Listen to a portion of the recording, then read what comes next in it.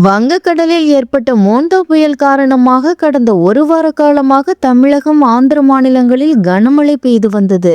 இந்த புயல் மேலும் வலுவடைந்து அதிதீவிர புயலாக மாறி நேற்று முன்தினம் இரவு 9 மணியளவில் ஆந்திர மாநிலம் காக்கிநாடா, மசூலிப்பட்டினம் இடையே கரையை நோக்கி பயணிக்க தொடங்கியது. இதனால் கடற்பகுதி கொந்தளிப்புடன் காணப்பட்டது. நள்ளிரவு 1 மணியளவில் நர்சிப்பட்டினம் அருகே மோண்டா புயல் கரையை கடந்தது. புயல் கரையை கடந்த போது 110 கிலோமீட்டர் வேகத்தில் சூறைக்காற்றுடன் பலத்த மழை கொட்டியது. புயல் கரையை கடந்தாலும் கோனசீமா, விசாகப்பட்டினம், காக்கிநாடா, விஜயநகரம் உள்ளிட்ட பகுதிகளில் விடிய விடிய நேற்று கனமழை பெய்தது. இந்த புயலால் நெல்லூர் மாவட்டத்தில் அதிகபட்சமாக 23.7 சென்டிமீட்டர் மழை பெய்தது.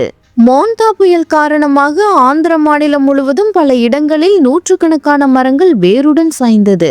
28,083 மின்கம்பங்களும் செல்போன் டவர்களும் சேதமடைந்தன. இதனால் 248 கிராமங்களில் மின்சாரம் தடைபட்டது. பல ஆயிரம் ஹெக்டேர் பரப்பளவில் பயிரிடப்பட்டிருந்த பயிர்கள் நீரில் மூழ்கி சேதமடைந்தது. வாழை, தென்னை, மாமரங்கள் போன்றவை முறிந்து விழுந்தன. தொடர்ந்து நேற்று காலை முதல் மீட்பு பணிகள் போர்க்கால அடிப்படையில் மேற்கொள்ளப்பட்டு வருகிறது.